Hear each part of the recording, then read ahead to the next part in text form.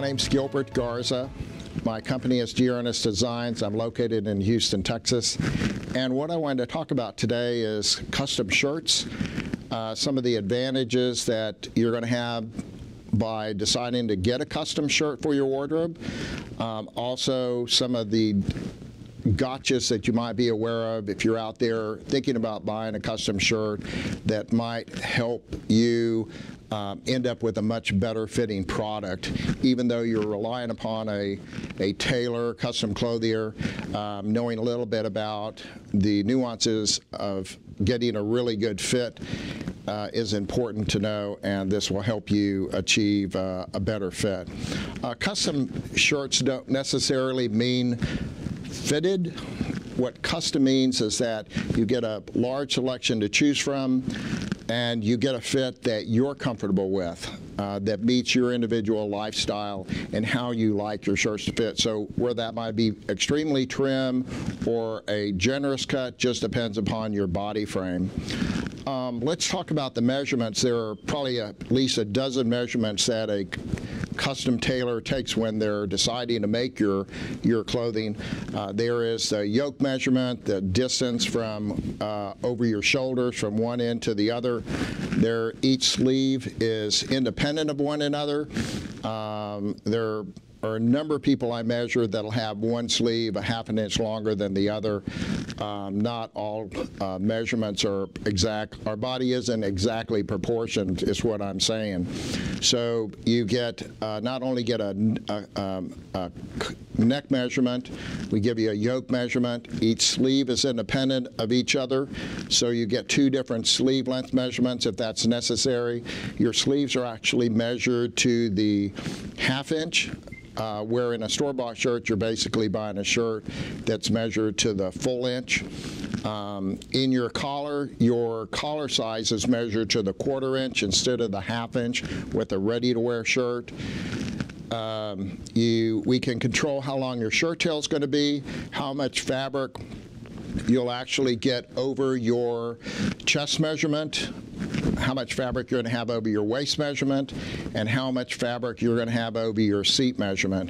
And those three measurements right there will control the basic fit through the body of the shirt. Something that's important to note and why a custom shirt can really offer you a big advantage is that when you buy a custom shirt, you should have the option to select the interlining that goes into the collars and your cuff. So you can go, I like a really stiff collar and cuff, I like a medium body collar and cuff, or I want a collar and cuff that's more, say, less stiff. But something that's very important that I want to make you aware of is that 90% of the shirts that you buy off the rack today use the interlining is a fusible interlining. The disadvantage to this type of interlining being used is that when you send your shirts to the cleaners, this interlining can shrink with every repeat washing, cleaning that you put it through. So you may notice that you buy a shirt, it fits great through the collar, and then after you've had it laundered about 15 to 18 times, you're noticing that it's getting a little more difficult to get that collar around your neck. Well, what's happening is that the cleaners, in order to press a shirt, are using a higher temperature because they're not medium iron pressing like the directions say. They're actually putting it on a figure form and applying a lot of heat because they're typically trying to not only dry the shirt but press the shirt. And when you apply that much heat, you can't leave the pressing apparatus on the shirt very long or you'll scorch it.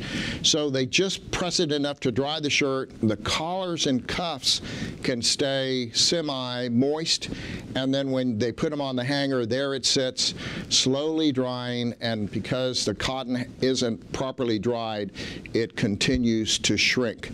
And that's one of the disadvantages of having a shirt that's made with a fused collar and cuff, and let me back up just a minute. What that means is that this top layer of fabric is actually glued down to the inner lining that gives the body to the shirt collar, and the same process on your cuff. The top layer of fabric is glued down to the inner lining, and that's what causes the problem. When my company makes a shirt for an individual, we use a non-fusible inner lining.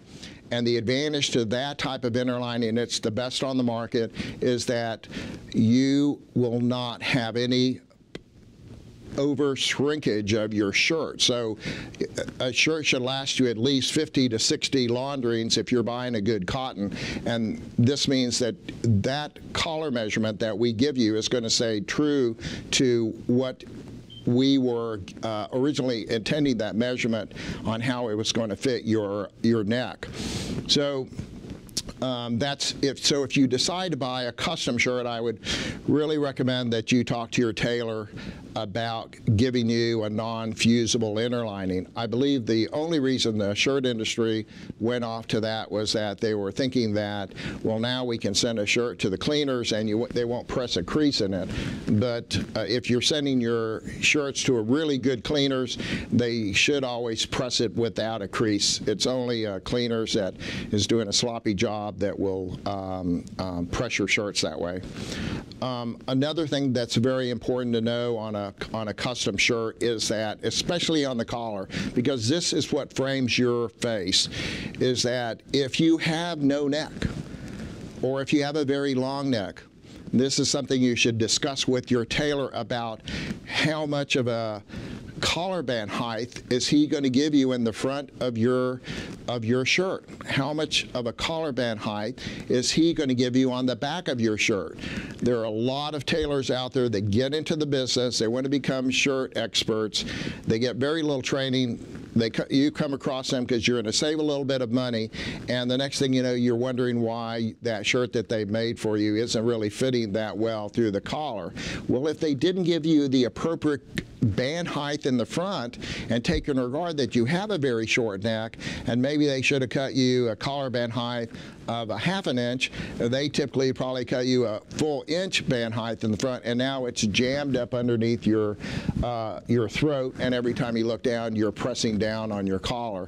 Same thing with the back. It has to be adjusted for your particular band height, and I find that a lot of clothiers that are out there don't even know about this. They don't have the appropriate training, and therefore they make your shirt that's just standard to the industry standard, but they're not really affording you the best fit that you could get because of their lack of experience. So 2 things reviewing: the inner lining that goes in, preferably it's a non-fused inner lining. If you want to have the stiffer feel to your collar, just request that they put a heavy gauge inner lining into your collars and cuffs. If your tailor doesn't know what you're talking about, I'd recommend that you just go ahead and leave his establishment and go look for someone else. That pretty much tells you that he's clueless.